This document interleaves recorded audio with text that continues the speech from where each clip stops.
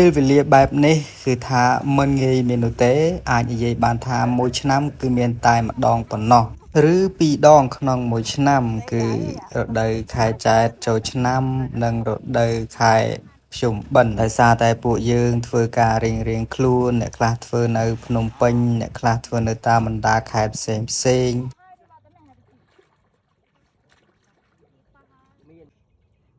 ហើយខ្ញុំក៏គិតថាអ្នកទាំងអស់គ្នាក៏មិនខុសអីពីខ្ញុំដែរប្រហែលមានតែពេលរវល់បន់ទាននេះទេទើបបងប្អូនបានជួបជុំគ្នាសម្រាប់ខ្ញុំទស្សនវិជ្ជាបែបនេះគឺមិនដែលចោលនោះទេមួយឆ្នាំហោចណាស់ក៏បានទៅម្ដងដែរគឺថាទៅបាញ់កដោទៅរកឃ្មុំទៅរកត្រីបាញ់សត្វជាដើមបាញ់ជាក់មិនមែនយើងទៅរកឃ្មុំរកត្រីនឹងដើម្បីលក់ដូរអីទេគឺយើងរកដើម្បីតែហូបសប្បាយជាមួយគ្នាហើយបន្ទាប់មកក៏ត្រឡប់មកផ្ទះវិញជាធម្មតាហើយនៅថ្ងៃនោះផងដែរយើងក៏មានសកម្មភាពជាច្រើននេះគ្រាន់តែជាផ្នែកមួយនៃដំណើរកម្សាន្តរបស់ពួកយើងតែប៉ុណ្ណោះហើយឆ្នាំនេះផងដែរខ្ញុំក៏សង្កេតឃើញថានៅតំបន់វាលស្រែប្រាំងហ្នឹងគឺត្រីនៅច្រើនមែនទែនខុសពីឆ្នាំរដូវ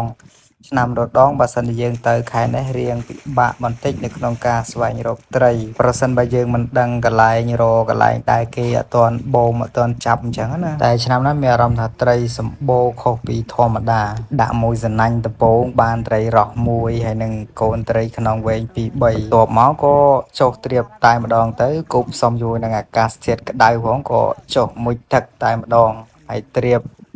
លក្ខណៈបានទាំងអស់គ្នាអញ្ចឹងសប្បាយម្យ៉ាងដែរណាមួយយើងបងត្រៀបឱកាសភាគរយបានត្រីច្រើនជាងយើងបងលើកដោយសារតែ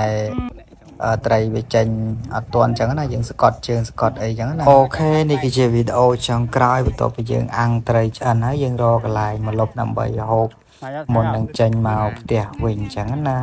អរគុណសម្រាប់អ្នកទាំងអស់គ្នាដែលបានចូលមើលវីដេអូនេះកុំភ្លេច like កុំភ្លេច comment កុំភ្លេច share ឲ្យម្នាក់មួយផងអរគុណយើងនឹងជួបគ្នានៅក្នុងវីដេអូក្រោយៗទៀតបាយបាយ